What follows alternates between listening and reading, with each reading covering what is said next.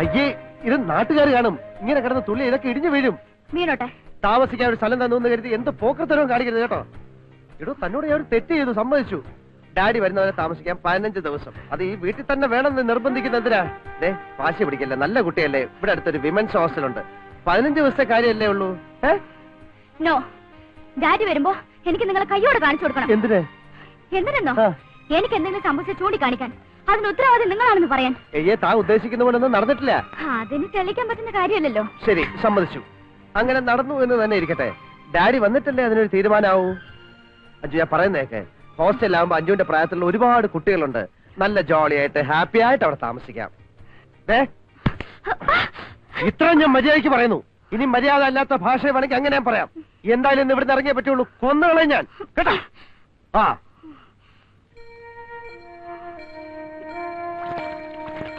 പറഞ്ഞു വരുമ്പോ ഇവളെന്റെ ഒരു ബന്ധുവായിട്ട് വരും. എന്റെ അച്ഛന്റെ പെങ്ങളുടെ ഇളയമ്മയുടെ ഓണാ. പേര് അഞ്ജു. പഴയ കൂട്ടുകുടുംബാ. ഇവിടെ ഒരു എൻട്രൻസ് എക്സാം എഴുതാൻ വന്നതാ. ഒരു 14 ദിവസത്തേക്ക് സിസ്റ്റർ ഇവിടെ ഇവിടെ താമസിപ്പിക്കണം. വീട്ടിൽ ആവട്ടേക്കാ. ഇതൊരു 5000 രൂപയുണ്ട്. ഇവളുടെ ചെലവ് കഴിഞ്ഞ് ബാക്കി എന്തെങ്കിലും ഉണ്ടെങ്കിൽ, അല്ല ഒന്നും ഉണ്ടാവില്ലെന്ന് അറിയാം. ശരി, എന്തെങ്കിലും പ്രശ്നം ഉണ്ടാക്കിയാൽ ഞങ്ങൾ അങ്ങ് പറഞ്ഞു വിടും. No compromise. പിന്നെ ഭരതമ്മേനോന്റെ മകൻ ആദ്യമായി വന്ന ഒരു കാര്യം പറയുമ്പോ റെസിപ്റ്റ് കൊണ്ടുവരാം. നല്ല മര്യാദയുള്ള കുട്ടിയാണെന്ന് അവർക്ക് ഒറ്റ നോട്ടത്തിൽ മനസ്സിലായി.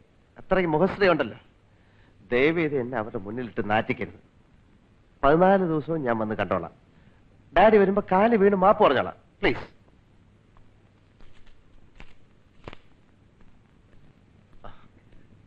Thank you. ശരി.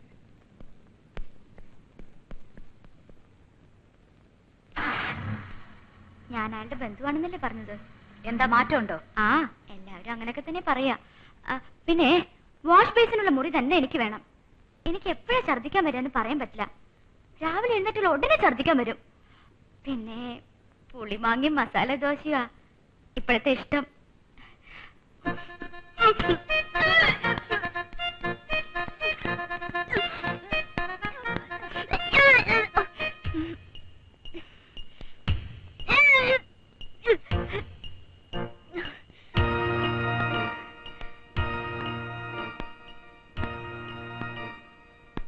ദൈവത്തിന്റെ മണവാട്ടിമാരുടെ മുഖത്ത് നോക്കി പ്രിൻസിനെ പോലെ കള്ളം പറയാൻ എനിക്ക് ധൈര്യമില്ല.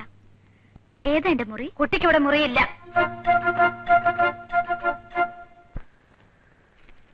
ബലാത്സംഗം ചെയ്ത ചെറുപ്പക്കാരനെ യുവതി കുത്തിക്കൊന്നു. യവനെയൊന്നും കുത്തിക്കൊന്നാ പോരാ.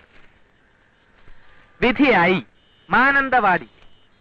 ക്ലോറോഫോം കൊടുത്ത് മയക്കി മാനഭംഗപ്പെടുത്തിയ കേസിൽ 2 ചെറുപ്പക്കാരെ ജീവപര്യന്തം ശിക്ഷിച്ചുകൊണ്ട് സെഷൻസ് കോടതി ഉത്തരവായിരിക്കുന്നു.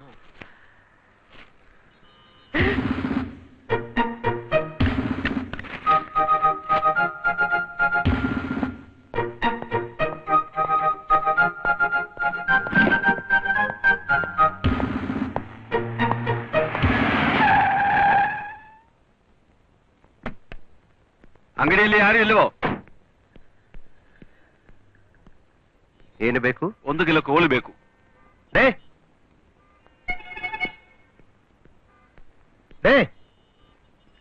1 ಕಿಲೋ.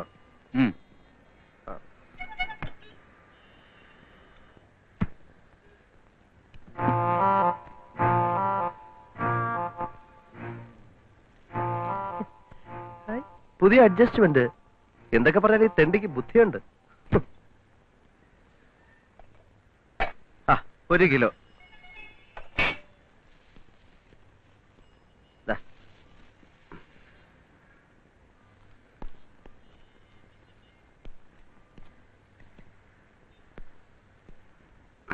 ഈ കടയും തുറന്നിട്ടിട്ട് ഈ കഴുത എവിടെ പോയിരിക്കുന്നു? കഴുതന്റെ മറ്റാനോ?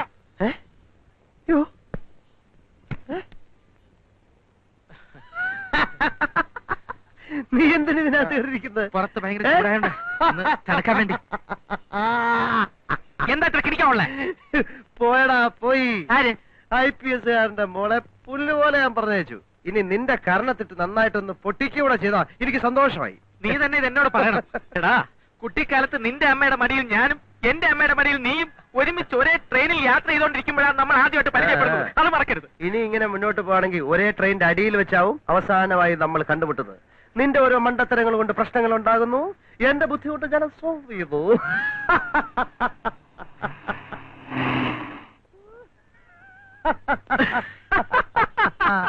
എന്ത് നോക്ക്. അങ്ങോട്ട് നോക്ക്. എന്നെ അവരവിടുന്ന് ഇറക്കി വിട്ടു. എടാ അവള് വീണ്ടും വന്നു. നിന്റെ മണ്ടത്തരം കൊണ്ടാ ഇപ്പൊ ഈ പ്രശ്നം ഉണ്ടായത്. ഇനി എന്റെ ബുദ്ധി കൊണ്ട് ഞാനിത് സോൾവ് ചെയ്യും.